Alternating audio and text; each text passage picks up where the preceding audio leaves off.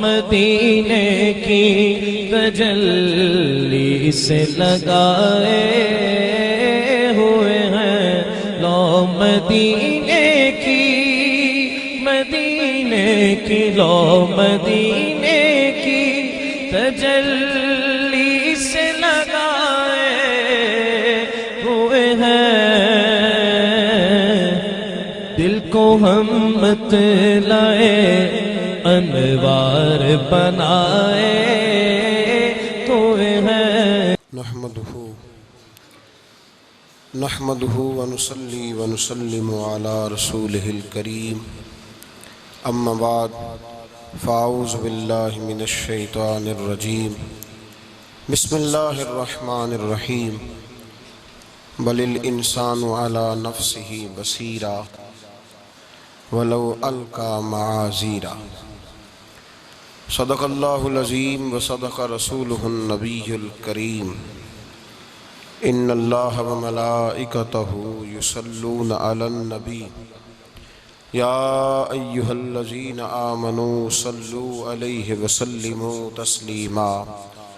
अस्सलातु वस्सलामु अलैका या सय्यदी या रसूलल्लाह व अला आलिका व अस्हाबिका या सय्यदी या हबीबल्लाह।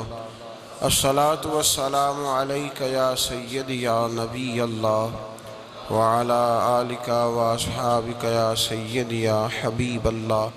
अल्लाहुम्मा सल्लि अला सय्यदिना व मौलाना मुहम्मदिन मअदनिल जूद वल करम व आलिहि व सहबिहि व बारिक वसल्लिम। हम्द सलात के बाद कुरान मजीद फुरकान हमीद सूरतुल क़ियामा की आयत नंबर 14 और 15 अल्लाह तबारक व तआला ने इंसान के मिजाज को बयान फरमाया है। और अल्लाह तबारक व तआला ने इंसान की एक आदत को इस आया मुक़द्दसा के अंदर इरशाद फरमाया है। फरमाया बलिल इंसानु अला नफ्सिही बसीरा। फरमाया बल्कि इंसान अपने आप को खूब जानता है, इसे अपना सारा पता है। वलौ अलका माज़ीरा, खा वो सारे ही बहाने क्यों ना लेकर के आ जाए। बहाने चाहे सारे इकट्ठे कर ले, सारे बहाने खरीद लाए, तरह तरह की बातें तराश के ले आए, लेकिन ये खूब जानता है अपने आप को, इसे पता है। इस आया मुक़द्दसा के हुस्न पर ज़रा गौर फरमाइएगा। अल्लाह फरमाता है इसे अपना सारा ही पता है, इसे खबर है सारी, इसे पता है। ढूंढता फिरता हूँ ऐ इकबाल अपने आप को, आप ही गोया मुसाफिर आप ही मंजिल हूँ मैं। फरमाया इसे सारा पता है, ये जानता है अपने आप को, इसे खबर है कि इसके अंदर कहाँ कहाँ कोताही है, इसे पता है कि नक्स कहाँ कहाँ है, गलती किधर किधर है, इसे सारा पता है। अब करता क्या है, वलौ अलका माज़ीरा, जितने मर्जी बहाने लेके आए, जो मर्जी कहता फिरे, जितनी मर्जी मजबूरियां सुनाता फिरे, जितने मर्जी अपने आप को ये बरियो जिम्मा करार देता फिरे, लेकिन जो है उसका इसे पता सारा है। सरदार नू कीतियां दा इदा पड़दा पाया ही तेरा भला हो सी, इसे खबर है सारी, पता है इसे, ये जानता है, आगाह है कि गलती किस जगह पे है, कोताही कहाँ है। मेरे नबी करीम सल्लल्लाहु अलैहि वसल्लम ने जो दीन दिया है ना, वो फितरत का दीन है, ऐन इंसान के मिजाज के मुताबिक है। अगर आप गौर फरमाएं तो दीन की जो असल रूह है, हम उससे आगाह होते, फिर हम कुछ झूठी दलीलें घड़ के लाते हैं माज़अल्लाह, कुछ नफ्स की शरारतें उनको इकट्ठा करके फिर हम उनको अपने सामने रख के एक नया उन्वान गढ़ते हैं, एक नया अंदाज अपनाते हैं। कंजुल उम्माल में मेरे नबी पाक सल्लल्लाहु अलैहि वसल्लम का फरमान मौजूद है। सैयद आलम सल्लल्लाहु अलैहि वसल्लम ने फरमाया, जो दीन मैं लेके आया हूँ ना, जो शरीयत मैं लेके आया हूँ, फरमाया मेरे दीन के जितने दिन रोशन हैं, इतनी ही इसकी रातें भी रोशन हैं। मेरा सारा दीन वाज़े है, रोशन, जितने इसके दिन रोशन है उससे ज्यादा इसकी रातें भी रोशन है। हर चीज खुली हुई है, पता है सबको।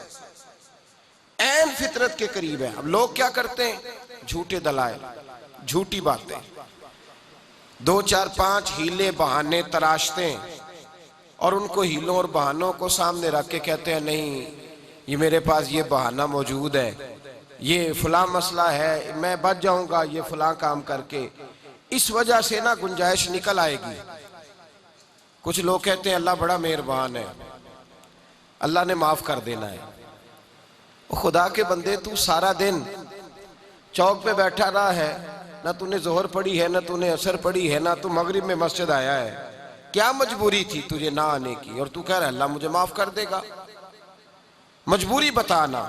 कानून इलाही ये है कि बंदा मस्जिद आए, आकर के नमाज पढ़े, तूने नहीं पढ़ी, कहते नहीं मेरा अल्लाह मुझे माफ कर देगा।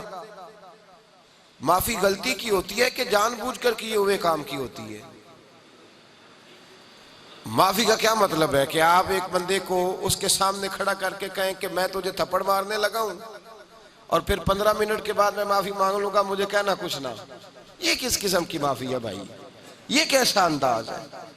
अल्लाह बड़ा मेहरबान है, अल्लाह बड़ा करीम है, अल्लाह तो 70 माओं से 100 माओं से ज्यादा प्यार करने वाला है। ओ खुदा के बंदे, माँ और बाप बड़ा प्यार करते हैं, लेकिन एक वक्त ऐसा आता है, आज जब आपकी टेबल पर अखबार आए ना तो जरा अंदर का सफा पढ़ के देखना, माँ बाप ने, एक ने नहीं, 2 ने नहीं, दर्जनों ने इश्तिहार दिया होगा कि हमारा हमारे बेटे से कोई ताल्लुक नहीं, हम उसके स्याह सफेद के जिम्मेदार।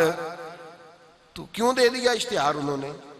इसलिए कि तू अड़ गया है, तूने ज्यादती बहुत ज्यादा की, तू नाफरमान इतना ज्यादा हो गया है कि अब मजबूरी है।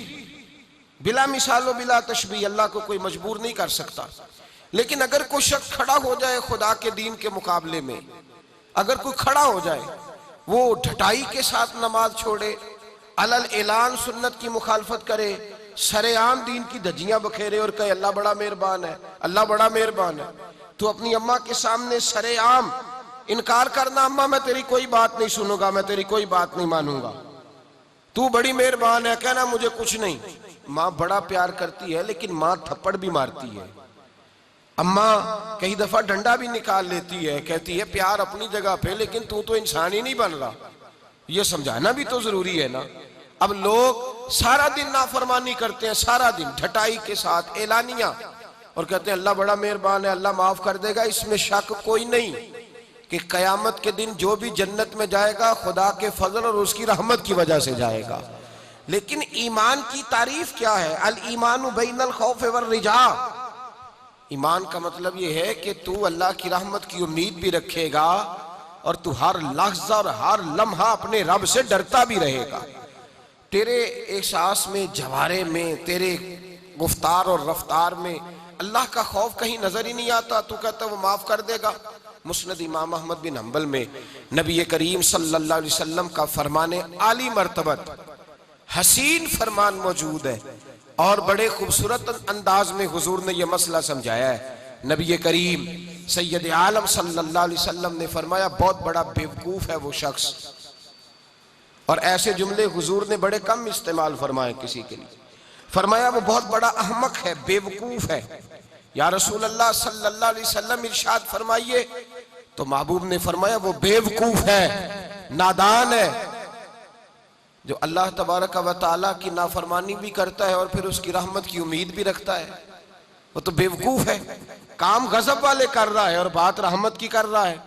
वो किसी शायर ने कहा था, अजीब शख्स है कांटों की याब यारी पर, ये सारी जिंदगी कांटे बोता रहा और गुलशन की बात करता है, अब ये कहता है उग यहां बाग आएगा, ये कैसे हो सकता है?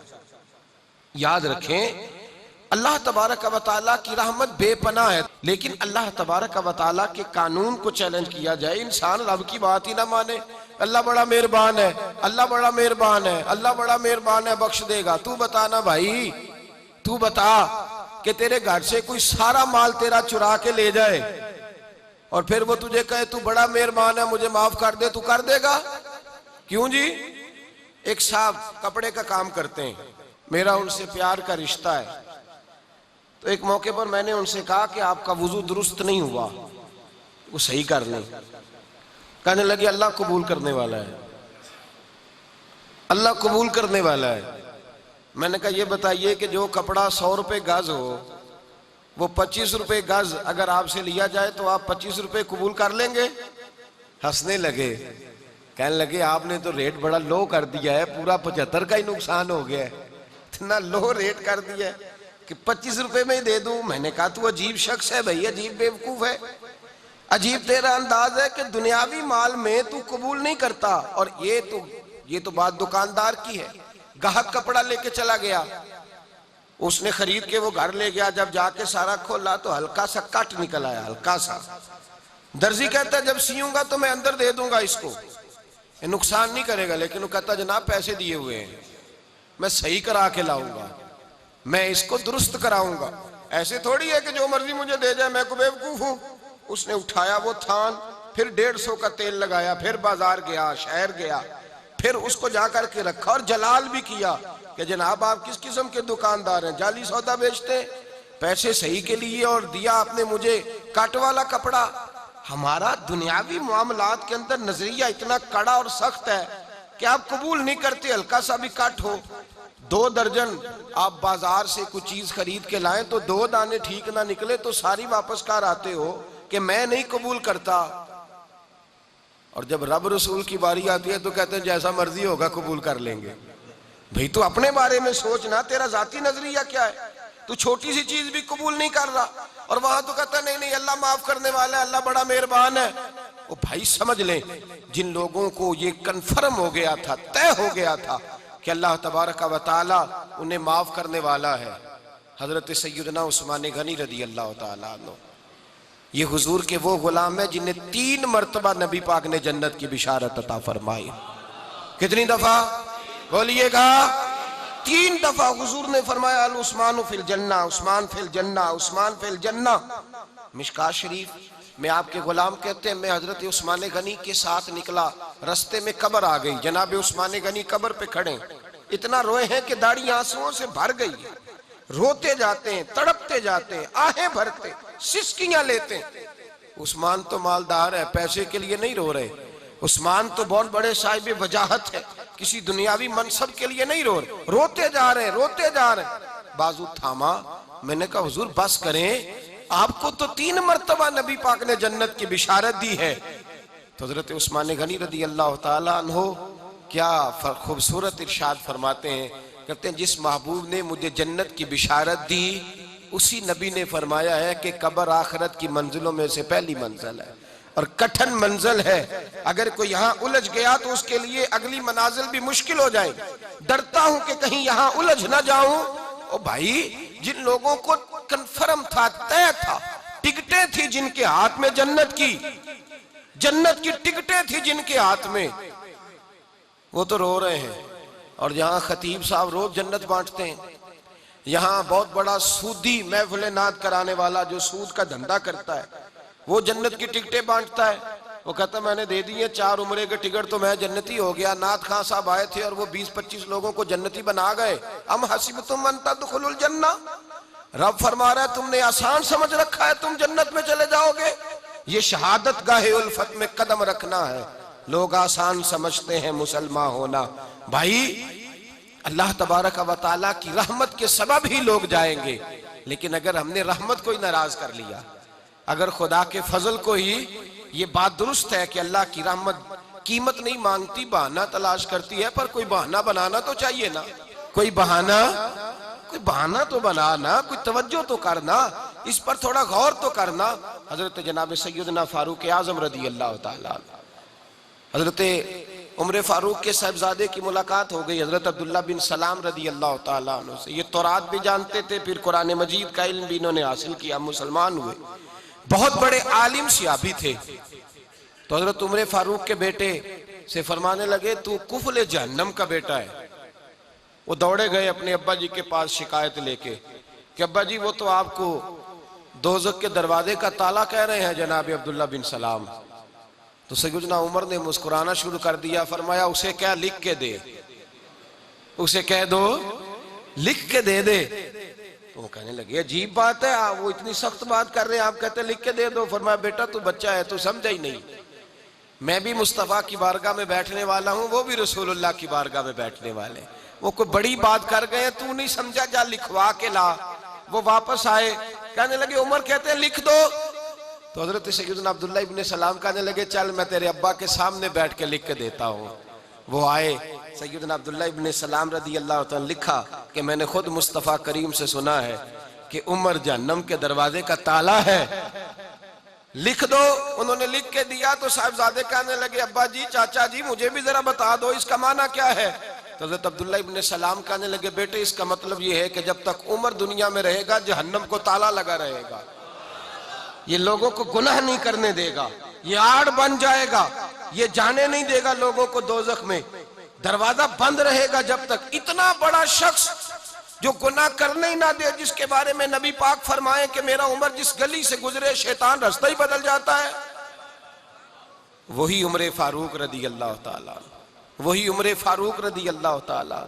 उन्हीं जनाब उमर फारूक का हाल ये है कि वो आखिरी उम्र मुबारक है, घर के अंदर बैठे हैं तो फूट फूट के रोना शुरू कर दिया, तड़प के रोए, तड़प। जौजा कहने लगी बेटे से कि पता करो तुम्हारे बाप को कोई मसला तो नहीं, तकलीफ तो नहीं, तबीब का बंदोबस्त करो। शहजादे उठे, अब्बा जी क्या बात? का बेटा कोई बात नहीं, अम्मा को बुलाओ। वालदा भी आ गई, जनाब उमर की जौजा बैठ गई। क्या बात है, क्यों रो रहे हैं? फरमाने लगे आज मस्जिद से निकला था तो मेरे मुस्तफ़ा के सहाबा मुझे नेक कह रहे थे। तो कहा जनाब ये रोने वाली बात है, खुश होने वाली? आप फरमाने लगे नहीं, एक ख्याल ने मुझे सता दिया है कि बाहर तो मैं ठीक रहा हूं, पता नहीं तुम्हारे हक में भी अच्छा रहा हूं कि नहीं। जौजा से कहने लगे पता नहीं तेरे भी हुकूक अदा हुए कि नहीं, तेरी वजह से ना उलझ जाऊं, बेटे की वजह से ना उलझ जाऊं। बंदा कितना बड़ा है, खौफ कितना ज्यादा, तू ढटाई के साथ मस्जिद नहीं जाता, तू अपनी मर्जी से जाता है। कोई खैर का काम तू करता है तो तू अपनी मौज में आके करता है, और तू कहता है अल्लाह माफ कर देगा। राती सारी कर कर जारी, ओ नींद अखा थी धोंदे ते फजरे ओही गुनाहगार का हावन सब तो नीवे होंदे।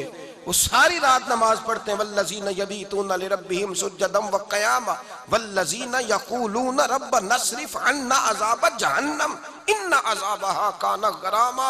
अल्लाह फरमाते हैं मेरे बंदे वो हैं सारे रात सजदे और क़याम में गुजार देते हैं, और सवेरे उठ के ये नहीं कहते मैं तहज्जुद गुजार हूँ, मैं इबादत गुजार हूँ। सवेरे उठते हैं तो कहते हैं खुदाया माफ कर दे, तेरा अजाब बड़ा सख्त है, ऐ अल्लाह हमें अपने अजाब से महफूज फरमा। लोगों ने अजीब धोखे में मुब्तला कर लिया है अपने आप को। हजरत उमर रोने लगे, बीवी से कहने लगे माफ कर दे, डर आता है, अल्लाह के हुजूर हिसाब देना है। अदल करे ते थर थर कंबन उच्चियां शाना वाले, फजल करे ते बख्शे जावन मेरे जय मुंह काले। कहा तू इस तरह कर। जौजा से कहने लगे चल तू मुझे माफ कर दे, मेरे ऊपर बोझ बड़ा था, रात को चेहरे पे नकाब डाल के मुस्तफ़ा की उम्मत की खबरगिरी करना और फिर सारा दिन उनकी खिदमत करना। मैं तुझे उस तरह वक्त न दे पाया जो मेरा हक बनता था। जौजा रो पड़ी, कहने लगी जिंदगी में मैंने भी उस तरह का कोई अंदाज नहीं देखा जो बीवियां शौहर के साथ देखती हैं। मैंने कोई उस तरह का आपसे मुतालबा नहीं किया, मेरे दिल में ये बात थी, आप खुद बोल पड़े। कहा चल फिर माफ कर दे। कहने लगी मैं तो नहीं माफ करती, मैं तो नहीं। आपके साहिबजादे कहते हैं फारूक आजम को मैंने कामते देखा, तड़पते देखा, रोने लगे, क्यों नहीं तू माफ करती? तो जौजा कहने लगी पहले वादा करें, अल्लाह की बारगाह में मेरी सिफारिश करेंगे, आप कहेंगे कि अल्लाह मेरी बीवी थी, कपड़े धो के देती थी, खाना पका के देती थी, मेरी इज्जत की मुहाफिज थी, मेरे बच्चों को पालती, ये कहेंगे? हजरत उमर फरमाने लगे मुझे कसम है अल्लाह की इज्जत की, रब जब उमर के लिए जन्नत का फैसला करेगा तो मैं बगैर तेरे जन्नत में दाखिल ही नहीं होगा। जितना बड़ा आदमी है उतना ज्यादा डर रहा है। यहाँ ढिठाई को अल्लाह ने माफ कर देना है, और माज़ अल्लाह ताला ऐसा अजीब लफ्ज बोलते हैं, अजीब जुमला बोल, कहते हैं भाई अल्लाह चाहे तो बेनमाजी को ना बख्शे, और मैंने कभी नहीं पढ़ी तो मुझे बख्श दे। मैंने कहा ये बात ठीक है कि अल्लाह बड़ा बेनियाज है, बेनियाज है, पर बेइंसाफ तो नहीं ना। बेनियाज है, बेइंसाफ अपने उसने कानून बनाए हैं, उसके महबूब ने कानून वाज़े किया। तो यहाँ रहमत इलाही का गलत मतलब लोग बयान करते हैं। रहमत इलाही का मतलब तो ये था कि तू सारी नेकी कर, सारी परहेजगारी कर, रहमत का वो माना देख जो तेरे रसूल ने बयान किया है। मेरे मुस्तफ़ा ने सारी जिंदगी गुजार दी अल्लाह को राजी करने में। हजरत आयशा सिद्दीका फरमाती हैं, आखिर में मुस्तफ़ा फरमाते क्या है, कहते हैं आयशा मुझे भी मेरा अमल जन्नत में नहीं लेके जाएगा, मैं भी खुदा के फजल से ही जन्नत में जाऊंगा। ये उम्मीद रहमत इलाही, एक मतलब तो ये। फिर कुछ लोग कहते हैं हुजूर हमारी सिफारिश करेंगे, नबी पाक हमारी, बोलिए जाग रहे हैं आप लोग, हुजूर हमारी, हाँ वो अल्लाह खैर करे। हम जरा खुश्क लोग हैं ना, तो कई दफा खुश्क बातें करते हैं। मैंने कहा था 2-4 दिन पहले भी कि नात हमारा ईमान है, पर नात अमल का दर्श देती है, बेअमली और बदअमली का दर्श नहीं देती।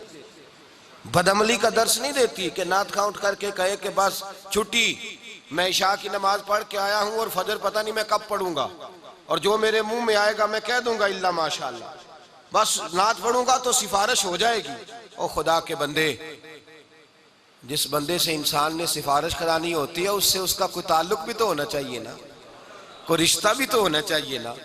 क्या नबी पाक की गुलामी सिर्फ ये है कि हुजूर के नारे लगा दिए जाए, कि गुलामी मुस्तफ़ा सिर्फ इतनी है कि जब बंदा महफिल में आए तो वो वाह वाह सुभान अल्लाह अल्हम्दुलिल्लाह या रसूल अल्लाह, मामला खत्म हो गया। जितना कोई गुलाम ज्यादा है उतनी उसकी फर्मा बरदारी भी ज्यादा होनी चाहिए। गुलाम को तो चाहिए एक एक अदा पर मर मिटे, उसका तो गुजारा ही नहीं होता अपने महबूब की अदा के बगैर। तू शफात मुस्तफ़ा की उम्मीद रखता है और हुजूर की सुन्नत पर अमल नहीं करता। वो जिन्होंने जिंदगियां गवा दी, लगा दी रसूलुल्लाह के दीन की नौकरी में। हजरत सलमान फारसी रज़ी अल्लाह तआला अन्हु, आखिरी वक्त है, विसाल की घड़ियां हैं, सहाबा तीमारदारी करने गए। हजरत सलमान फारसी रज़ी अल्लाह तआला अन्हु रोने लगे देखकर। एक सहाबी ने पूछा सलमान रोते क्यों हो? कहने लगे यार मैं हुजूर का गुलाम हूं, पर मैं नबी पाक की पूरी बात नहीं मान सका। सोचता हूं कयामत में हुजूर के सामने क्या मुंह लेकर के जाऊंगा, पूरी बात नहीं मान सका, ताबेदारी नहीं हो सकी, हुजूर के सामने कैसे खड़ा होऊंगा। सहाबा ने कहा सलमान हम तो देख रहे हैं तेरा एक एक लम्हा मुस्तफा की सुन्नत में गुजरा है, तेरी हर हर अदा सुन्नत मुस्तफा है, फिर तू किस बात में परेशान है? क्या ऐसी बात है जिसने तुझे परेशान कर रखा है? तो हजरत सलमान फारसी कहने लगे देखो ना मेरे घर में दुनियादारी कितनी ज्यादा है, मैंने माल दौलत इकट्ठी कर ली है। सहाबा कहते हैं पलट के देखा तो एक टूटी हुई चटाई थी, 2 प्याले थे, 2 तकिए थे, एक पानी पीने का मटका था। तो हजरत सलमान फारसी रज़ी अल्लाह तआला अन्हु से पूछा जनाब किधर है वो दुनियादारी जो आपने इकट्ठी किया? तो आप फरमाने लगे ये मैंने 2 प्याले रखे हैं, एक से भी तो गुजारा हो सकता था ना, ये मैंने 2 तकिए रखे हैं, एक से भी तो वक्त गुजर सकता था। मुस्तफ़ा करीम ने फरमाया था कुन फिद दुनिया का अन्ना का गरीब व आबिरुन सबील, इस तरह वक्त गुजारना जैसे मुसाफिर और राहगीर गुजारते हैं। इतनी दुनियादारी इकट्ठी की है तो मैं हुजूर के सामने क्या मुंह लेकर के जाऊंगा? भाई जिन लोगों ने हुजूर सैयद आलम सल्लल्लाहु अलैहि वसल्लम की गुलामी की वो तो डरते हैं सामने जाने, और तू ढटाई के साथ कहता है मेरी सिफारिश करेंगे, मेरी शफात करेंगे। मुस्तफ़ा करीम ने फरमाया वमन रागिबान सुन्नती फलैसा मिन्नी, जिसने मेरी सुन्नत से मुंह मोड़ा उसका मुझसे ताल्लुक ही नहीं, वो हमसे है ही नहीं, उसका रिश्ता ही नहीं। जब हुजूर कह रहे हैं ताल्लुक ही नहीं तो तू किसके दामन में पनाह लेगा? झूठा तसव्वुर शफात का न बना। मेरे आला हज़रत फरमाते हैं पहले मुस्तफ़ा के नाम पे मर जा, मिट जा, और जब तुम मर मिट जाए तो फिर दिल में जज्बा पैदा करके मेरे मुस्तफ़ा मेरी जरूर सिफारिश करेंगे, जरूर सिफारिश करेंगे, जरूर सी। और जो कयामत में जन्नत में जाएगा वो मुस्तफ़ा के कदमों की बरकत से ही जाएगा। लेकिन हमें कोई शफात वाला काम भी तो करना चाहिए ना, कोई शफात वाला काम भी।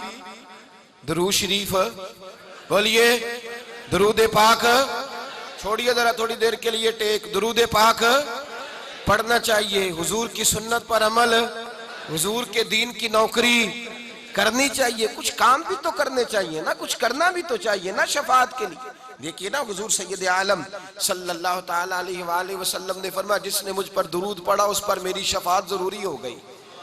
अल्लाह के महबूब सल्लल्लाहु अलैहि वसल्लम ने फरमाया जिसने कुरान मजीद को दिल से लगाया मेरी सिफारिश जरूरी हो गई। तो हुजूर ने जो तरीके सिफारिश के बनाए हैं उन तरीकों से हो के आ। घर में बैठ के दावा ना कर कि बस मेरी सिफारिश हो जाएगी। शफात का जो असल मफहूम है वो ये है कि कोशिश कर जिंदगी में नौकरी करने की, फिर भी कोताहियां हो गई तो अल्लाह के रसूल दामन थाम के जन्नत में साथ ले जाएंगे। लेकिन अगर तू दीन के मुकाबले में ही खड़ा हो जाए, मुकाबले में ही खड़ा हो, तू मौज करता फिरे, अपनी मर्जी से तू वक्त गुजारे, तू हुजूर की सुन्नत और शरीयत को छोड़कर गैरों के तरीके अपनाता फिरे और तू कहने मेरी तो सिफारिश होगी, मुझे तो फौरी तौर पे थाम लिया जाएगा, तो शफात का असल मफहूम इसमें शक नहीं कि कबीरा गुनाह वाले हुजूर के झंडे के नीचे होंगे। लेकिन ये नफ्स का धोखा है कि इंसान अमल की तरफ बढ़े ही ना, अमल की तरफ जाए ही ना, तरीका वो काफिर का, यहूदी और ईसाई का अपनाए और कहे कि नहीं मुझे तो जो है वो मेरी शफात हो जाएगी। तो ये भी बहाना है, हीला है। हमारे बुजुर्गों ने तो हमें ये बतलाया है कि जन्नत मिलेगी सिर्फ नबी पाक के कदमों की बरकत से। लेकिन तवज्जो भी तो होनी चाहिए ना इंसान की उन कदमों की जानिब जिन कदमों से उसने लगना है, उसका ख्याल भी तो उधर होना चाहिए ना, उसका ख्याल भी तो उधर होना चाहिए ना। अच्छा मैं अभी नेक नहीं, पूरा नेक हो जाऊं तो फिर दाढ़ी रखूंगा। तो मैं अक्सर क्या करता हूं, मैं कहता हूं भाई तो रोटी की कसम खा ले, तो क्या जब मैं पूरा नेक होऊंगा तब खानी है रोटी। और जिन्होंने रख लिया वो भी मौज वाले, उन्होंने अपनी मर्जी की रखी हुई है, कहते चलो गुजारा तो हो ही गया है ना, लोग देख तो रहे हैं ना कि अब मैं क्लीन शेव नहीं। जब दाढ़ी है ही मुट्ठी, दाढ़ी है ही मुट्ठी, शरीयत इस्लामिया मुत्तफिक है इस बात पर कि महबूब की दाढ़ी मुबारक मुट्ठी भरती, कुब्जा भरती, तो अपनी मौज करता फिरता है, अपनी मर्जी की रखी हुई है, अपने तरीके के मुताबिक चलता है। ये कैसा अंदाज है, ये कैसा अंदाज मोहब्बत है। जो रसूलुल्लाह से प्यार करने वाले थे हजरत अब्दुल्ला इब्न उमर रदी अल्लाह ताला अन्हु एक जगह से गुजरते, एक गली से, तो गर्दन झुका के गुजरते, गर्दन झुका के। लोग कहने लगे यहाँ से गर्दन झुका के क्यों गुजरते हो? कहने लगे यहाँ एक दरख्त होता था, टहनियां उसकी झुकी हुई थी, नबी पाक गुजरे थे तो हुजूर ने गर्दन झुकाई थी। तो सहाबा कहने लगे अब ना दरख्त है न टहनियां है, तू गर्दन क्यों झुकाता है? फरमाने लगे मुझे हिकमतों से गर्ज नहीं, मुझे तो इतना पता है कि ये मेरे मोहम्मद की अदा है, ये मेरे रसूलुल्लाह की अदा है। हमने न कभी कतरे पे गौर किया और न दरिया देखा, बस जहां तेरी झलक देखी वहीं डूब गए। भाई तू अदा की तरफ देख, तू अदा की तरफ देख, तू बहाने तराशता फिरता है, हीले करता फिरता है सुन्नत के मुकाबले में। कल को शादी ब्याह का मामला आएगा, तुझे हर चीज भूल जाएगी, फिर तू अपनी बरादरी को देखेगा, इलाके को देखेगा, उस वक्त तुझे वो सारे रस्मों रिवाज याद आएंगे, तुझे दीने इस्लाम तो याद आता नहीं। तू हीला करता है, बहाना करके बैठा हुआ है कि बेदरेग मेरी शफात होगी। शफात वाला काम करे, इंशाअल्लाह ताला मुस्तफा की शफात होगी तो जन्नत में जाएंगे। मेरे आला हज़रत कहते हैं पेश हक मुजदा शफात का सुनाते जाएंगे, वो आप रोते जाएंगे हमको हंसाते जाएंगे, और बागे जन्नत में मोहम्मद मुस्कुराते जाएंगे, फूल रहमत के गिरेंगे हम उठाते जाएंगे। वुसअतें दी हैं खुदा ने दामने महबूब को, जुर्म खुलते जाएंगे और वो छुपाते जाएंगे, और खुल्द में होगा हमारा दाखिला इस शान से, हम या रसूल अल्लाह का नारा लगाते जाएंगे। तो याद रखें भाई, शफात की बलबोते पे जाएंगे, लेकिन शफात वाला काम तो करें, तवज्जो तो करें। कुछ लोग कहते हैं हम बुजुर्गों की औलाद हैं, किसकी? जरूर बोलिएगा, अल्लाह करे सुन्नी कौम इस बात पे बोल पड़े, किसकी औलाद है? बोलिए सारे। नूह अलैहिस्सलाम का बेटा काफिर हो तो अल्लाह कुरान में कहे नूह तेरा बेटा ही नहीं, तेरा बेटा। बड़ा जुल्म है ये इस दौर का बुनियादी जुल्म है कि शेख का बेटा जिस तरह का मर्जी हो, जैसा मर्जी हो वो चल जाएगा। बेटा होना शर्त नहीं, वारिस होना शर्त है कि वो उलूम का, मारिफत का, अपने बाप के, उसको अल्लाह ने जो नवाजा था उसका वारिस भी है कि नहीं। शर्फ निस्बत का बहाना, शर्फ। और बड़े बड़े मराकज बने, बुजुर्गों ने बड़े बड़े मराकज बनाए, बाद में नाहल औलादें बैठ गई, तबाही हो गई। शरीयत इस्लामिया में सज्जादगी कौन सा दर्जा है? कौन सा दर्जा है? अगर शरीयत इस्लामिया में सज्जादगी दर्जा होता और घर में रहनी होती सज्जादगी, तो मुस्तफ़ा करीम के बाद सबसे पहले मौला अली शेर खुदा खलीफा बनते। मेरे नबी पाक अलैहिस्सलाम ने पहले अबू बकर सिद्दीक को रखा, फिर फारूक आदम को रखा, फिर उस्मान गनी को रखा। फरमाया अब मेरा अली आएगा और मैं लोगों को बताऊंगा अली निस्बत की वजह से नहीं आ रहा, मेरिट की बुनियाद पे आ रहा है। ये मेरिट की बुनियाद पर आ रहा है, मेरिट की बुनियाद पर। यहाँ लोग शर्फ कहते हो फलां वली का बेटा है बख्शा गया, वो जी कुरान मजीद की आया है मुकद्दसा है, आया है मुकद्दसा है कि एक कौम जो थी वहां हजरत मूसा और जनाबे खिज्र गए और जाकर के दीवार सीधी की। जब पूछा गया कि आपने दीवार क्यों सीधी की तो कहा वकाना अबूहुमा सालिहान, इनका बाप नेक था, इनका बाप। भाई ये इसमें शक नहीं कि नेक बाप की वजह से औलाद पर रहम होगा, लाजमी होगा, लेकिन वो रहम होगा, करम होगा, अल्लाह की तरफ से अता होगी, उन पर रहम होगा, उन्हें मनसब नहीं दिया जा रहा। यहाँ इस आया मुकद्दसा में ये नहीं फरमाया गया कि उनका बाप नेक था तो लिहाजा बेटा भी उस जगह पे खड़ा कर दिया जाएगा, ये नहीं फरमाया। फरमाया बच्चों पर अल्लाह बाप की बरकत से, आप कुरान मजीद पढ़िए पहला सिपारा, हजरत जनाब इब्राहिम अलैहिस्सलाम के बारे में अल्लाह फरमाते हैं वइज़ इब्तला इब्राहिम रब्बुहु बिकलिमातिन फअतम्महुन्ना, हमने इब्राहिम को कुछ बातों से आजमाया, वो पूरे उतरे। काला इन्नी जाइलुका लिन्नासि इमामा, हमने कहा इब्राहिम हम आपको लोगों का इमाम बनाने वाले हैं। तो जनाब इब्राहिम कहने लगे काला व मिन ज़ुर्रियती, ए अल्लाह मेरी औलाद, मुझे तू इमाम बनाएगा तो मेरी औलाद। काला ला यनालु अहदज़ ज़ालिमीन, कहा ए इब्राहिम मेरा वादा जालिमों को नहीं पहुंचता, जो तेरे तरीके पे होंगे वो इमाम ही बनेंगे, जो तेरे तरीके पे होंगे वो। और अगर कोई जुल्म करेगा, बीच में ज्यादती करेगा तो ना यनालु अहदज़ ज़ालिमीन, मेरा वादा जालिमों को। जब हजरत इब्राहिम अलैहिस्सलाम पैगंबर खुदा के बारे में रब ताला फरमाता है कि इब्राहिम अगर आपकी औलाद में से, नस्ल में से कोई जालिम होगा तो उसे ये वादा नहीं कि मैं इमामत दूंगा, इमाम मैं उसे दूंगा जिसको तकवे की दौलत दी जाएगी। तो ये बहाना है, फलाना फलाने की औलाद है, ओ जी वो फकीरी 7 पुश्तों तक मार करती है, ओ भाई करती है मार, इसमें शक कोई नहीं, पर बांझ इल्मो जो करे फकीरी, ओ काफर मरे दीवाना हूं। जो बड़े बाप का बेटा है उसको होना भी तो बड़ा चाहिए ना, जो बड़े बाप का बेटा है उसे होना भी, बोलिए उसे क्या होना चाहिए, उसे बड़ा होना चाहिए, बहुत बड़ा होना चाहिए। बड़े बाप के बेटे को बाप के किरदार का वारिस होना चाहिए, नजरियात का वारिस होना चाहिए, फकर का, दरवेशी का, इल्म का वारिस होना है। यहां लोगों ने बहाना बनाया, हीला किया शर्फ निस्बत का। इमाम हसन और हुसैन से बड़ा बेटा तो कोई नहीं ना दुनिया में आएगा। और मेरे नबी पाक ने ये नहीं फरमाया कि वो जन्नती हैं, अल्लाह अकबर, ये नहीं फरमाया जन्नती हैं, फरमाया जन्नतियों के सरदार हैं, जन्नती नहीं जन्नतियों के। अल हसन वल हुसैन सय्यदुश शुबाब अहलिल जन्ना, इमाम राजी को पढ़िए, साहिब अल बदाया वन निहाया को पढ़िए, साहिब तबकात को पढ़िए, साहिब उस्दुल गाबा, जितनी सहाबा के अहवाल पर मोतबर किताबें हैं पढ़िए। कहते हैं ये हसन और हुसैन जो मुस्तफ़ा के शहजादे थे ना, ये सारी सारी रात ही नमाज पढ़ते रहते थे, ये सारा सारा दिन ही रोजे रखते थे, ये गरीबों की मदद करते, लाचारों के काम आते, ये एक दूसरे का ख्याल करते। दोनों भाई, बहुत बड़ा नस्ब है ना, तेरी नस्ल पाक में है बच्चा बच्चा नूर का, और तू है ने नूर तेरा सब घराना। इमाम हसन और हुसैन से बड़ा शहजादा कौन होगा। मदीने से पैदल पैदल जाकर इमाम हसन और हुसैन ने 550 किलोमीटर का रास्ता है। हाजी नाराज हो जाता है, कहता है जनाब टूर ऑपरेटर साहब बस का एसी नहीं चल रहा, इतना लंबा सफर है कैसे तय होगा। बिगड़ने लगते हैं, झगड़े होते हैं, बसें रुक जाती हैं। एक हज के मौके पर हम मौजूद थे तो बस रोक दी, का इसमें नहीं जाएंगे भाई, इसका एसी नहीं चलता। इतने आसान सफर के बावजूद लोग अड़ जाते हैं। इमाम हसन और हुसैन हज करने जाते थे, मदीने से पैदल मक्के जाया करते थे, पैदल जाते। एक साल इमाम हसन की तबीयत मुबारक कलील थी, तो इमाम हुसैन कहने लगे भाईजान सवारी जो खड़ी है घोड़े पे बैठ के चलते हैं।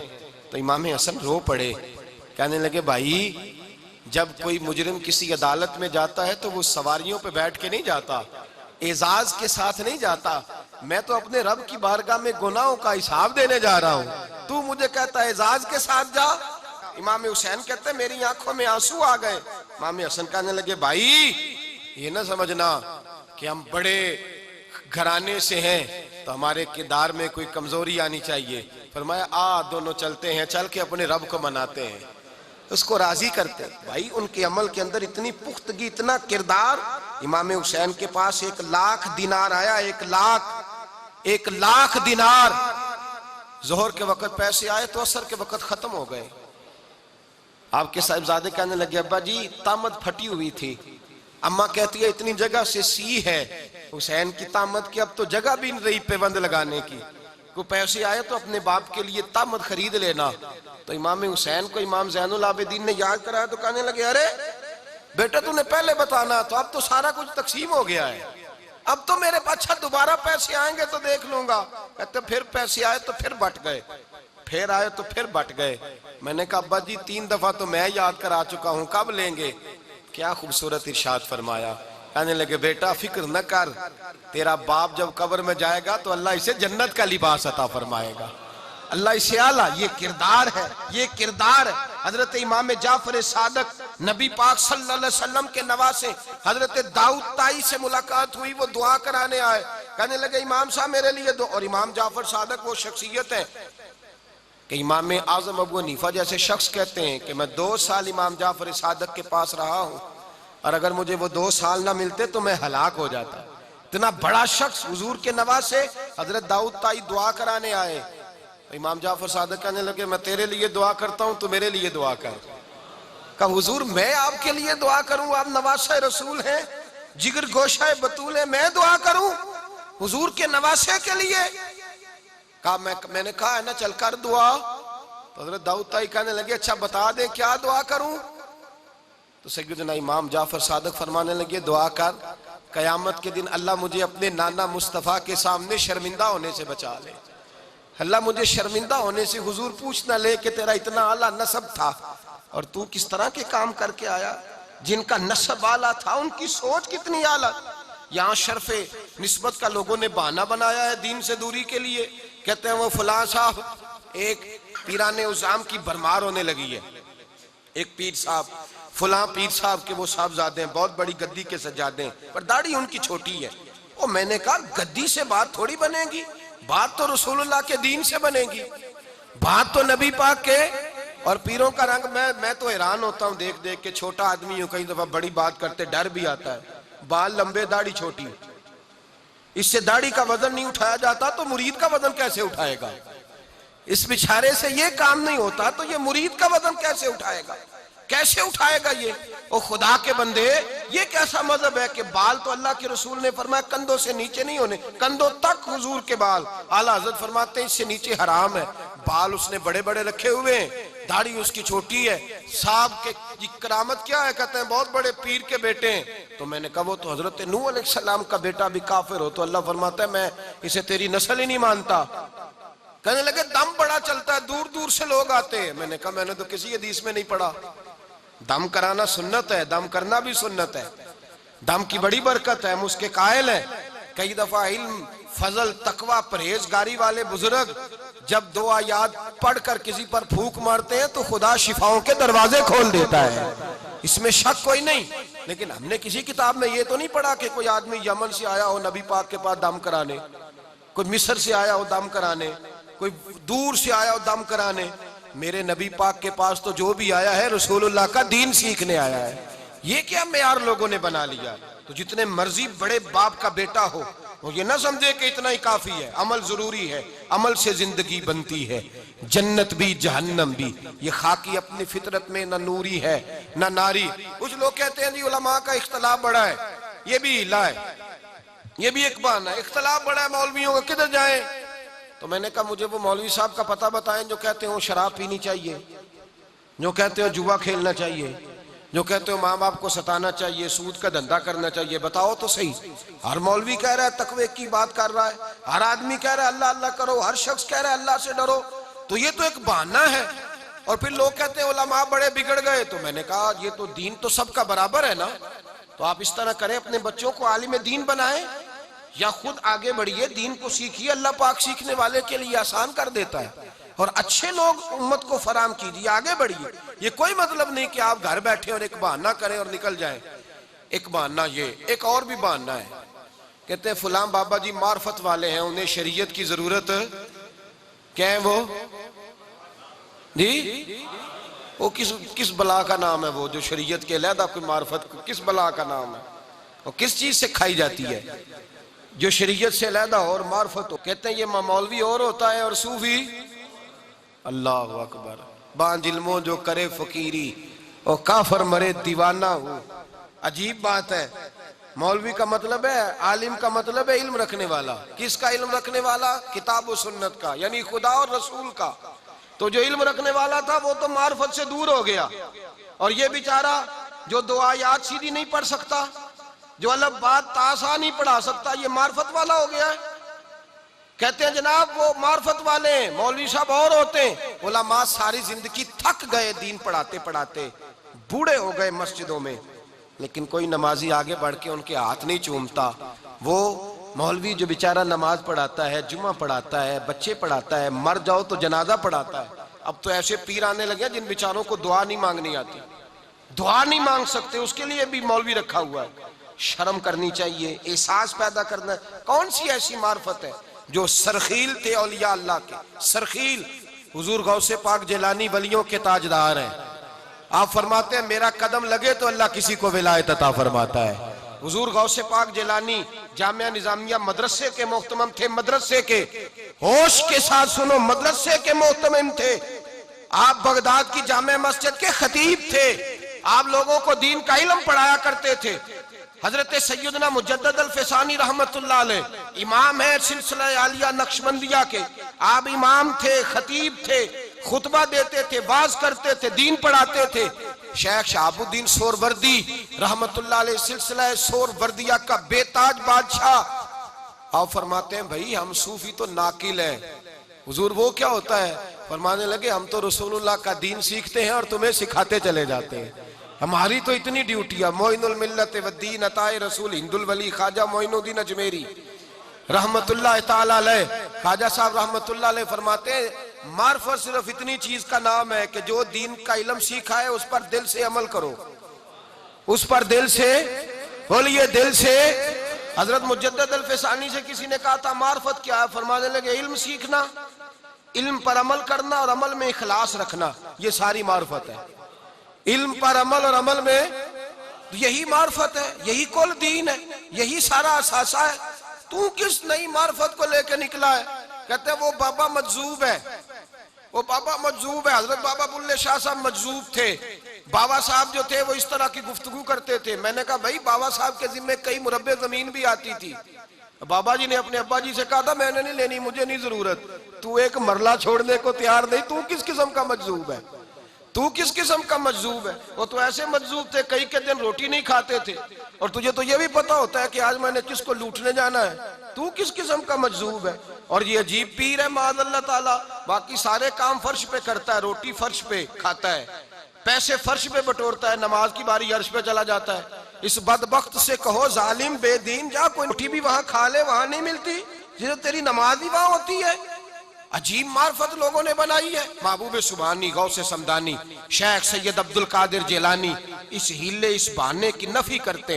हजरत गौसे आजम जिलानी रदी अल्लाह ताला अन्हो आप फरमाते हैं मुझे 40 साल बीत गए इशा के वुजू से फजर की नमाज अदा करते। 40 साल जब बीत गए तो मैं एक दिन नमाज पढ़ रहा था तो एक आसमान का टुकड़ा मेरे सर पे आया और उसमें से आवाज आई, अब्दुल कादर मैं तेरा रब हूं, मैं तेरा रब हूं, तूने मुझे राजी कर लिया है, माज़अल्लाह अब तुझे छुट्टी है, नमाज पढ़ चाहे ना पढ़, इबादत कर चाहे ना कर। तो हज़रत गौसे आज़म जिलानी फरमाने लगे आऊज़ु बिल्लाहि मिनश शैतानिर रजीम। जब ये लफ्ज कहे तो बादल का टुकड़ा शैतान बन के सामने आ गया।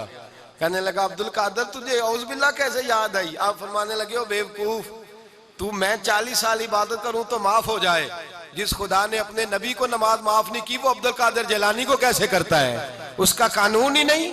तू ऐसे ही फजूल बात कर रहा था, शैतान था। कहने लगा अब्दुल कादर मैंने 300 वली इसी तरह गुमराह किए हैं, तुझे तो तेरे इल्म ने बचा लिया।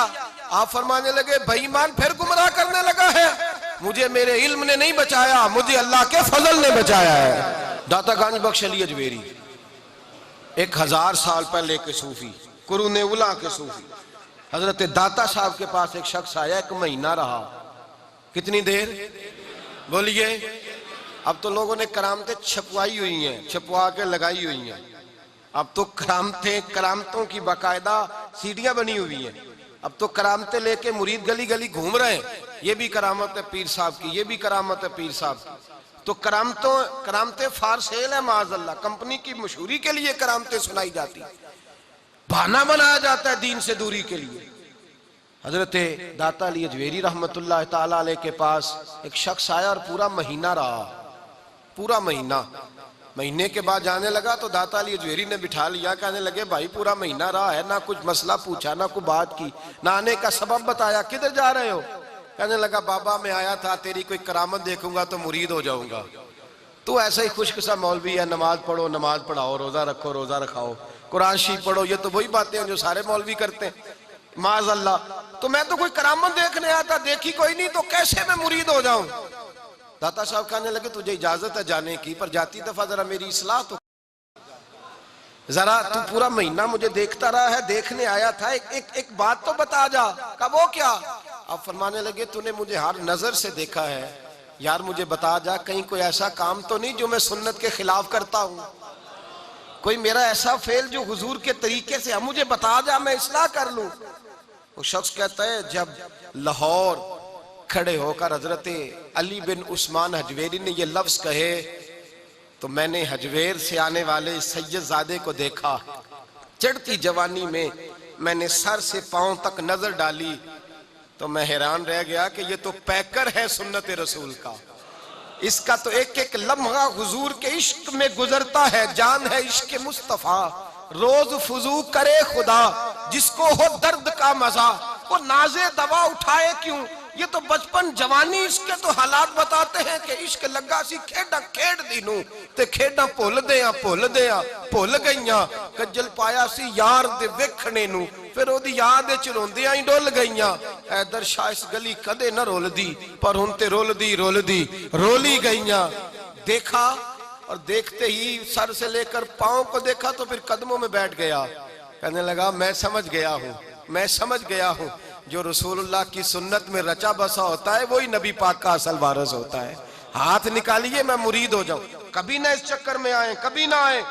बहुत बड़े दरवेश सुल्तानुल आरिफीन, जिनको सबसे पहले सुल्तानुल आरिफीन कहा गया, हजरत बायजीद बुस्तामी रहमतुल्लाह अलैह, आप फरमाते हैं तेरे सामने अगर अपने हाथ पर वो सरसों जमा ले, दरख्त उगा ले और बहते हुए पानी पे मुसल्ला बिछा के नमाज पढ़े और हवा में चल के दिखाए, लेकिन अगर हुजूर की सुन्नत पर अमल करने वाला नहीं तो उसे पीर ना मान बैठना, उससे बच जाना। आज लोग कायल हो जाते हैं, कायल। वो हम भी कॉलेज के जमाने में एक जगह जाने का इत्तेफाक हुआ तो पीर साहब का तरीका ये था, वो जाते तो कोई ऐसी चीज दबाते वो। हम भी 2 दिन स्टूडेंट चले गए, कहा यहाँ एक बाबा आया बड़ा कामिल है, तो जाते ही ना उसने जोर से दबाया, जो भी जाए उसको घर लड़ता रहे। अब घर कौन नहीं लड़ाई करता, बंदा अम्मा से भी लाड़ी पड़ता है कि आज मेरा चावल खाने को दिल करता है। वो जो जाए इतना लंबा चौड़ा बाबा, वो कार लड़ता रहे, आहो जी आहो लड़ता रहे, बाबा बड़ा करनी वाले पता लग गया मैं कार लड़िया। ओ खुदा दे बंदे, केड़ा बंदे जेड़ा कार नहीं लड़दा? घर में तो मोहब्बत की लड़ाई होती है, तू कार लड़ता रहे? उन्हें कहा जी लड़ता रहा, बाबे नू तो माज़अल्लाह गैब आ गया। तो बाबा जो जाता इसको ले जाओ घर में लड़ना बंद कर दे तो सही हो जाएगा। वो कहता जी अगू नहीं लड़ता। अब रो भी इतना, 15 मुरीद खड़े। तो वो मेरे साथ 2 स्टूडेंट थे मदरसे के बच्चे जब अपनी मौज में होते हैं तो रंगी और तरह का होता है। तो वो आगे मेरी ड्यूटी लगाई गई, मैंने आगे बढ़ के बाबा जी ने सलाम ले, मैंने कहते ने कार लड़ता रहे हैं? मैं कहा जी मैं कदे नहीं जे लड़िया, मैं नहीं कदी कार लड़िया। कहने नहीं भी हो सकता बंदा कदी कार ना लड़े। तो मैं क्या फिर बुजुर्गों पूछने वाली केड़ी गल है, एवं रो पाया जे। कहते मुंडे मदरसे आए ना लंगर खुआओ। मैं क्या यार क्या तमाशा है, क्या भेस है, क्या रंग है, क्या अंदाज लोगों ने अपना लिया है, ऐसी झूठी बातें। वो बंदा अब दुनिया में कौन बंदा है जो परेशान नहीं? पीर साहब के पास कहते लगता है बड़ी टेंशन में रहते हो, कंदल पता लग गया जी। वो खुदा के बंदे, या तो हर बंदा परेशान है, हर बंदा परेशान है। गरीब शहर तो फाकों से मर गया, लेकिन अमीर शहर ने हीरे से खुदकुशी कर ली। तो सारे परेशान फिरते हैं और जो जाता है उस पर रोब डालते हैं। किसी रोब में ना आओ, किसी रोब में, हम किसी रोब में नहीं आते। हम तो उसके रोब में आते हैं जिसके चेहरे पर रसूलुल्लाह की सुन्नत का जलवा नजर आता है, जिसके लबो लहजे में हुजूर की गुफ्तगू की मिठास नजर आती है। और हम सिर्फ पीर पसंद लोग नहीं, हम तो पीर के आस्थाने पे मर जाने वाले लोग हैं। हम तो वहां जान देने वाले लोग हैं। हमारा तो सरमाया हयात ही मुर्शद करीम की जात है, लेकिन ऐरे गहरे को नहीं मानते। हम खुदा के बंदे को मानते हैं, मोहम्मद मुस्तफा के नौकर को मानते हैं। ये बहाना है, ये हीला है शरीयत से दूर होने का। मेरे आला हजरत फाजले बरेलवी रहमतुल्लाह ताला अलैह के छोटे शहजादे मौलाना मुस्तफा रजा खान साहब 4-5 साल उम्र थी, तीसरी मंजिल चौथी मंजिल पे खेल रहे थे। बार बाबा आ गया मांगने वाला, कहने लगा 10 रुपए दो वरना मकान उलट दूंगा, 10 रुपए दो। आला हजरत फरमाने लगे तू 20 ले ले, पर ये मकान उलटने वाली बात गैर शरई है, किसी का मकान नहीं उल्टा कर दे फकीर, ये उनका तरीका नहीं, तो माफ करते हैं। तू 20 रुपए ले ले, मकान उलटने की क्या बात। कहने लगा मौलवी तो मुझे जानता नहीं, मैं उलट दूंगा। और जब इस तरह की को बाबा बात करता है तो बेचारी खवातीन उस परेशान हो जाती है कि पता नहीं उलट ही ना जाए। उसी वक्त कहते हैं पुत्र इन्हें 15 दे 10 मांगदा ही, ऐसा फटाफट परेशान करते हैं, नफ्सियाती अटैक होता है।